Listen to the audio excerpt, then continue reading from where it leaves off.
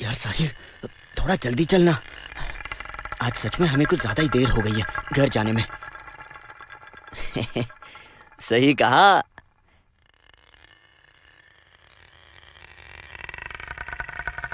ए, रवि, वो देख। क्या हुआ? अरे वो मोहिनी थी। क्या मोहिनी? कौन? हमारे गांव के सबसे अमीर आदमी की बेटी। वो इस वक्त इस सुनसान जंगल में भला क्या करेगी? वो भी इस वक्त? वो मुझे नहीं पता, पर मुझे पूरा यकीन है कि मैंने उसे जंगल की तरफ जाते हुए देखा है। अगर ऐसी बात है तो हमें चलकर देखना चाहिए कि वो आखिर इतनी रात को यहाँ क्या करने आई है। इस तरह दोनों मोहिनी का पीछा करते करते जंगल के बीचों बीच आकर पहुंच गए, जहां मोहिनी एक तालाब के किनारे आकर रुकी। दोनों उस तालाब को देखकर अचंभित थे, क्योंकि इससे पहले वो तालाब यहाँ नहीं था। वो झाड़ियों के पीछे से छुपकर मोहिनी को देखने लगे। मोहिनी तालाब के पास जाकर खड़ी हो गई। वो काफी देर तक उस पानी में अपने प्रतिबिंब को घूरती रही और हिचकिचाते हुए उस तालाब में उतरकर नहाने लगी। वो दोनों चौंक कर उसे देखते रहे। उसके पानी में जाते ही पूरा पानी बिल्कुल तेजाब की तरह उबलने लगा। उस उबलते हुए तेजाब से मोहिनी का पूरा बदन जलने लगा।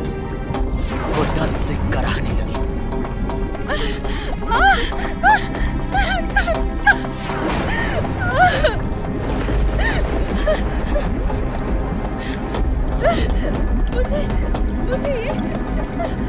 रवि उसकी मदद करने के लिए आगे बढ़ा, पर साहिल ने उसे रोकते हुए कहा, रुको, देख नहीं रहे हो? पानी खौलता हुआ तेजाब है। अगर उसे बचाने गए तो खुद की भी जान गंवानी पड़ेगी। दोनों में बहस चल रही थी। तभी उन्होंने देखा कि मोहिनी ने इतने दर्द में भी उस तेजाब से भरे तालाब में डुबकी लगाई। पर जब वो बाहर आई तब उसके हाथों में अनगिनत सोने के सिक्के थे। ये देखकर दोनों के होश उड़ गए। मोहिनी के बदन का मांस जलकर गल चुका था। उसका आधा बदन हड्डियों के ढांचे में तब्दील हो चुका था। गांव की सबसे खूबसूरत लड़की किसी लाश से भी ज्यादा वो उसी हालत में हाथों में सोने के सिक्के लेकर उस तेजाब से भरे तालाब से बाहर आई, और उसके बाहर आते वो तेजाब दोबारा से पानी में तब्दील हो गया। चांद की रोशनी जैसी ही मोहिनी पर पड़ी, वो फिर से पहले जैसी हो गई। दरअसल वो अब पहले से भी ज्यादा जवान और खूबसूरत लग रही थी। मोहिनी ने अपने सफेद साड़ी के पल्लू को फाड़ा और सारे सोने के सिक्के उसमें भरकर एक पोटली बांधी और उसे लेकर वहां से चली गई। अब समझ में आया कि ये लोग इतने अमीर क्यों हैं और क्यों ये इतनी सुंदर है। क्यों ना हम भी इस तालाब से थोड़ा सोना निकाल कर ले जाएं? हमारी जिंदगी बन जाएगी, हम भी अमीर हो जाएंगे। नहीं नहीं, मुझे नहीं लगता कि हमें ऐसा करना चाहिए। और फिर तूने ही कहा था ना कि यहाँ जाना मतलब जान गंवाना है। चल भाई, वापस चलते यहाँ से। न जाने ये तालाब अचानक से यहाँ कैसे आ गया, ये पहले यहाँ नहीं था। अरे भाई, कुछ नहीं होगा, थोड़ा सा दर्द होगा, पर हमारी जिंदगी बन जाएगी। सोचो, वो अकेली इतना सोना निकाल कर लाई है, तो हम दोनों एक साथ कितना सोना लेकर आएंगे। आखिरकार साहिल रवि का मन बदलने में कामयाब रहा। दोनों डरते हुए एक दूसरे का हाथ पकड़कर उस तालाब में उतरे। हैं? इसमें तो कोई हलचल नहीं है, पर जब मोहिनी इस तालाब में उतरी थी तो ये पानी तेजाब में बदल गया था। सुनना भाई, अंदर डुबकी मारकर देखते हैं, शायद हमें सोना ऐसे ही मिल जाए। साहिल और रवि ने गहरी सांस ली और उस तालाब में डुबकी लगाई, और जैसे ही वो अंदर गए, पानी तेजाब में बदलकर उबलने लगा। उनका पूरा बदन दर्द से जलने लगा। दोनों चीखने चिल्लाने लगे। दोनों उस तालाब से बाहर निकलने के लिए भागे। तभी ऐसा लगा मानो किसी ने उनके दोनों पैर नीचे से जकड़ लिए हो और वो किसी दलदल की तरह उस तालाब के पानी के नीचे धंसने लगे।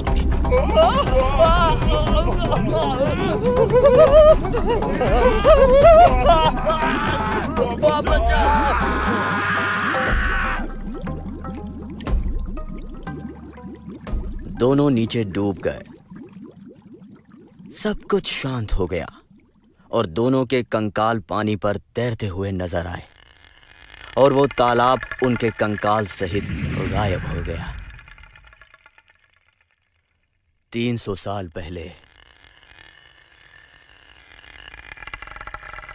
चंद्रमुखी नाम की एक सुंदर औरत हर रोज भोर के समय उस तालाब में नहाने जाती, जिसकी वजह थे वहां बैठकर तपस्या करने वाले ऋषि। चंद्रमुखी का उन पर दिल आ गया था। वो हर रोज वहां जाकर स्नान करने के बहाने उन्हें तपस्या करते हुए देखती। उसे पता था कि रोज उसके स्नान करने के वक्त वो ऋषि उसी तालाब में स्नान करके अपनी भोर पूजा संपन्न करते हैं। इसीलिए एक दिन वो जानबूझकर उस तालाब से बाहर ही नहीं निकली। सुनिए, अगर आपका स्नान हो गया हो तो कृपया करके तालाब से बाहर आइए, हमें भी स्नान करना है। परंतु आपके यहाँ मेरे साथ स्नान करने में मुझे कोई आपत्ति नहीं है। ये तुम कैसी लज्जास्पद बातें कर रही हो? आपको क्या लगता है स्वामी कि मैं यहाँ हर रोज अकेले गांव से इतनी दूर सिर्फ यहाँ स्नान करने आती हूँ? नहीं स्वामी, मैं यहाँ आपको देखने आती हूँ क्योंकि मैं आपसे प्रेम करती हूँ। कृपया करके आप मुझे अपना लीजिए स्वामी। देखो, मैं एक बाल ब्रह्मचारी हूँ, पर स्त्री की परछाई से भी हम दूर रहते हैं। मुझे इस प्रेम और संसार में कोई रस नहीं। तुम्हारे लिए बेहतर यही होगा कि तुम यहाँ से चली जाओ। परंतु स्वामी, मैं आपसे सच्चा प्रेम करती हूँ, मुझे यूं ना ठुकराइए, मुझे अपना लीजिए। निर्लज्ज स्त्री, तुम्हारी इतनी हिम्मत कि तुमने एक ब्रह्मचारी से ऐसा दुष्ट व्यवहार किया? जा, मैं तुझे और तेरे खानदान में पैदा होने वाले हर एक स्त्री को शाप देता हूँ कि तुम्हारी ये खूबसूरत शक्ल और सौंदर्य 18 की आयु के बाद बदसूरत हो जाएगा।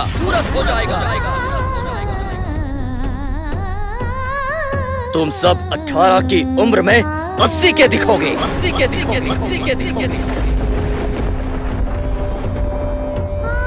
नहीं स्वामी, नहीं,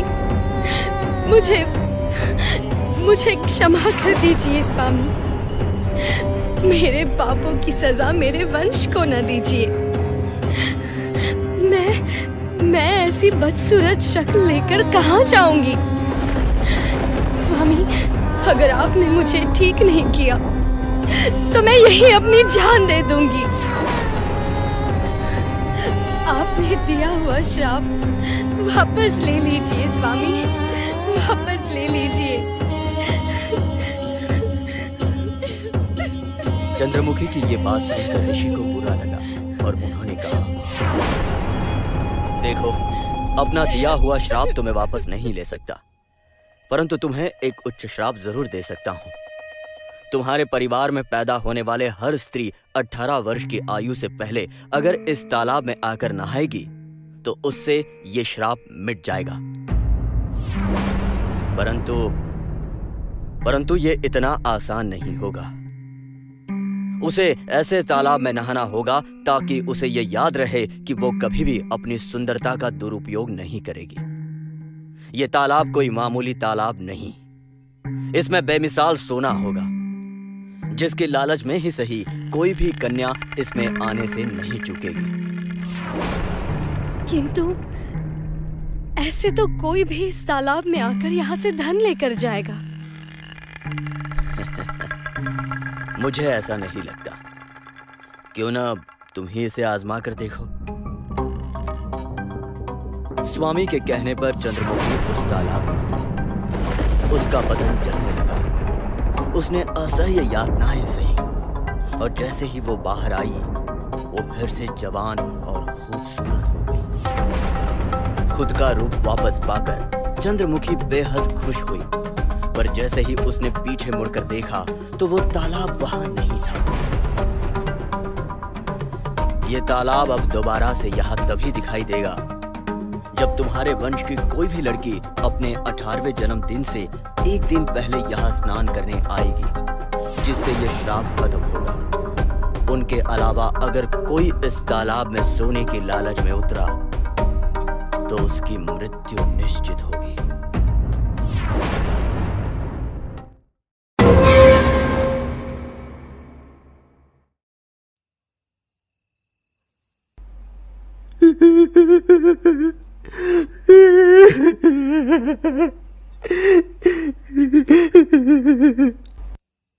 एक आदमी अपनी बाइक पर जंगल से जा रहा था। तभी उसे एक बच्चे के रोने की आवाज सुनाई देती है। अरे, इतनी रात को इस जंगल में कौन सा बच्चा रो रहा है? ये कहकर वो जंगल के अंदर बढ़ता है। उसे वहां एक रोता हुआ बच्चा मिलता है जो उसकी तरफ पीट करके रो रहा होता है। अरे बेटा, तुम यहां अकेले इस जंगल में क्या कर रहे हो? तुम्हारे माँ बाप कहां हैं? वो उसकी पीठ पर हाथ रखता है। तभी वो बच्चा पलटता है।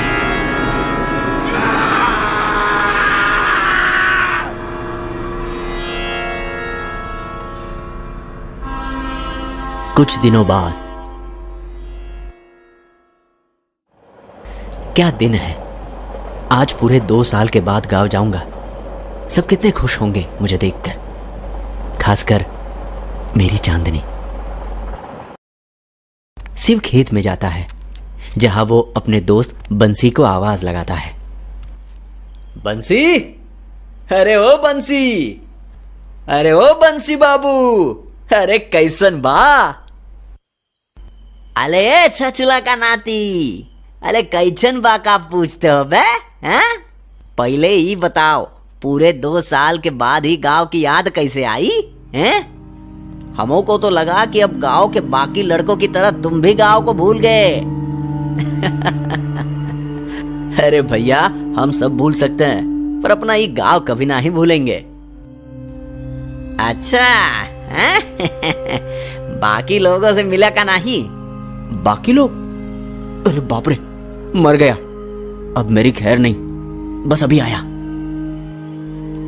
वो भागते हुए नदी के किनारे पास एक पेड़ के पास पहुंचा और उसने चैन की सांस लेते हुए कहा, चलो बाबा, अच्छा हुआ वो अब तक यहां नहीं पहुंची। तभी उस पेड़ के पीछे से चांदनी बाहर आकर गुस्से में कहती है, हाँ हाँ, शुक्र मनाई लियो भगवान का कि हमू गुस्से से यहाँ से चले नहीं गए और तोहरे इंतजार में यहाँ बैठे रहे, समझे?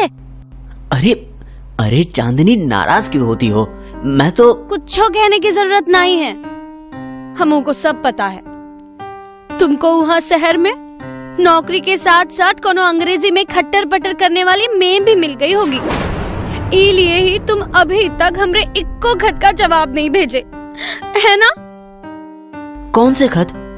मुझे तो तुम्हारा एक भी खत नहीं मिला चांदनी। का? एक भी खत नहीं मिला? ये कैसे हो सकत है? हम कितना प्यार से खत लिखे थे तुमरे लिए, अब कोनो फायदा नहीं। अरे बाबा, कोई बात नहीं। देखो, अब तो मैं ही खुद तुम्हारे सामने हूं, तो खत में लिखी बात मुझसे कह दो। प्रिय शिव, तुम तो शहर में नौकरी करने चले गए, पर हम यहाँ अकेले हो गए। हम साथ खेले कूदे बड़े हुए और अचानक से तुम हमको छोड़ के शहर गए, तो हमें बहुत बुरा लगा। पर जब तुमने कहा कि तुम ये सब हमसे शादी करने के लायक बनने के लिए कर रहे हो, तो हमें खुशी हुई। हम उसी दिन का इंतजार कर रहे हैं जब तुम वापस आओगे और हमरे बाबा से हमरा हाथ मांगोगे। तुम्हारी प्रिय चांदनी, हम सब पढ़े थे। ई का है? फिर तुम हमरे साथ ऐसा काहे किए? क्योंकि जो खत में लिखा था वो मुझे तुम्हारे मुंह से सुनना था। चिंता मत करो, मैं कल ही बाबा से हमारी शादी की बात करूंगा।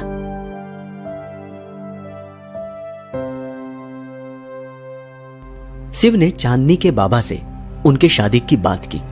वो शिव को बचपन से जानते थे और ये भी कि वो और चांदनी एक दूसरे को कितना पसंद करते हैं। उन्होंने तुरंत हाँ कर दी, पर शादी के कुछ हफ्तों के पहले ही एक शाम चांदनी घर के बाहर बाबा का इंतजार कर रही थी। 9 बज गए। गांव के सभी लोग खेत से वापस आ चुके हैं, पर हमरे बाबा अब तक काहे नहीं आए। हम बाबा को ढूंढने जाएंगे। ये कहकर चांदनी रात के अंधेरे में अकेले ही अपने बाबा को ढूंढने निकल पड़ी। उनके खेतों की तरफ जाने के लिए 2 रास्ते थे। दोनों जंगल से होकर जाते। एक लंबा वाला रास्ता था और एक कुछ मिनटों में ही खेत की तरफ ले जाता। चांदनी उसी रास्ते से गई। बाबा, बाबा, बाबा, पता नहीं कहाँ चले गए। बाबा। वो थोड़ा आगे बढ़ी ही थी कि तभी उसने एक लड़के को जंगल में बैठा हुआ पाया। वो उसकी तरफ पीठ करके बैठा हुआ था। सुनो, सुनो, कौन हो तुम? और इतनी रात को ये जंगल में क्या कर रहे हो? तुम हमरे गांव के तो नहीं लगते। अच्छा, वो सब जाने दो। तुम हमरे बाबा देखे का? वो सफेद कपड़े पहनते हैं। जंगल के बाहर पहला खेत है ना, हमरा ही है, वही काम करते हैं। सुन रहे हो का नहीं? बहरे हो का? तभी वो पीछे मुड़ा और चांदनी उसे देखकर जोर से चिल्लाई।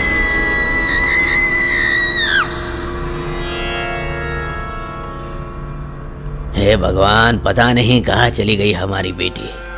हम उसको बताना ही भूल गए कि हम खेत में देर तक रुकेंगे और देर से आएंगे।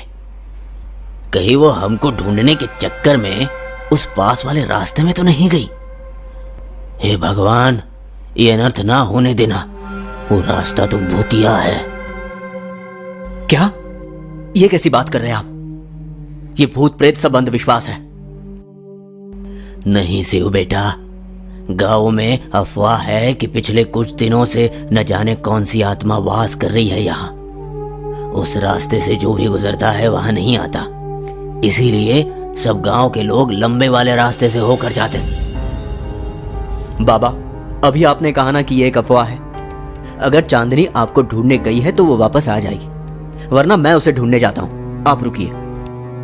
तभी चांदनी खुद दरवाजे में आकर खड़ी हुई। बिखरे हुए बाल और चेहरे पर एक अजीब सी मुस्कुराहट ली। अरे चांदनी, देखा, मैंने कहा था ना, चांदनी बिल्कुल ठीक होगी। बेटा, बेटा चांदनी। वो बिना कुछ बोले अंदर चली गई। थक गई होगी, सुबह बातें कर लेंगे। सुने दीजिए उसे, आप भी अभी सो जाइए। अगले दिन शिव चांदनी से अपनी शादी की तैयारी को लेकर कुछ बात करने उसके घर पहुंचा तो उसने देखा चांदनी के घर में सारा सामान बिखरा पड़ा था और उसके पिता एक कोने में छुपे हुए थे। अरे बाबा, ये क्या हो गया? किसने किया यह सब? और चांदनी कहाँ है? चांदनी वो हमारी चांदनी, वो हमारी चांदनी नहीं है बेटा, वो कोई और है। बाबा, ये क्या बोल रहे हैं आप? ये कैसे हो सकता है? मैं खुद जाकर देखता हूं। शिव चांदनी के कमरे में गया तो चांदनी अलग ही लिबास में अपने कमरे में बैठी हुई थी। उसने आंखों में सुरमा भरा था।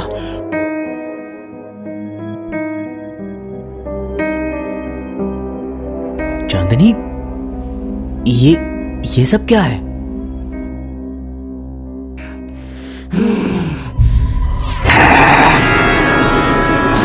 किसको बोला रे? इसका नाम चांद बेगम है। ये मेरी बेगम है, इस सुलेमान की।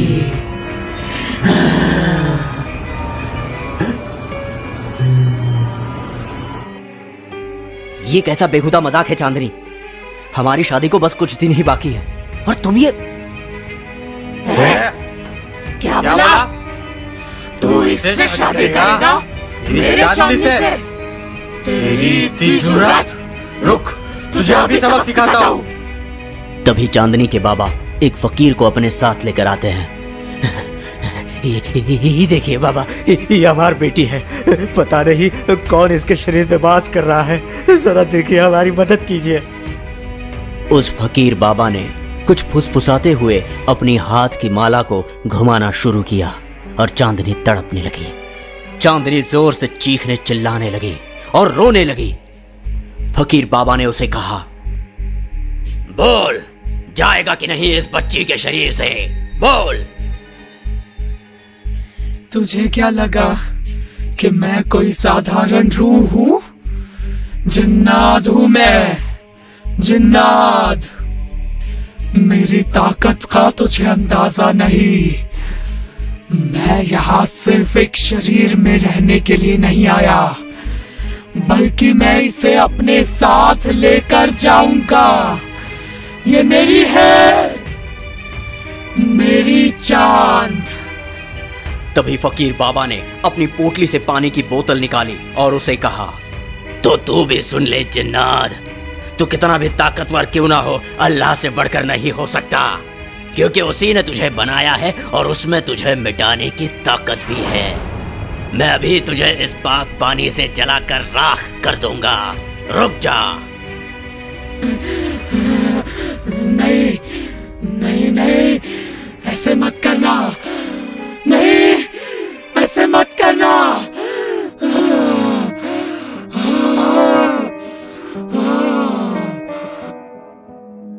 उन्होंने उस पर पानी डाला और उस जिन्नात को कांच की बोतल में कैद कर लिया और चांदनी वही बेहोश हो गई। चांदनी, चांदनी, तुम ठीक तो हो ना? तुम ठीक तो हो ना?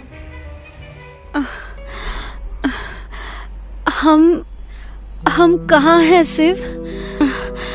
और हमें कछु याद काहे नहीं आ रहा? और तुमको पता है शिव, उस दिन जंगल में हम खौफनाक आदमी को देखे रहे। शांत हो जाओ, वो खौफनाक आदमी अब तुम्हें दोबारा कभी नहीं दिखेगा। वो फकीर बाबा उस बोतल को लेकर एक सुनसान जंगल में गए, जहां उन्होंने उस बोतल को एक पेड़ से बांध लिया। अब यहाँ सालों सालों तक कैद रहो।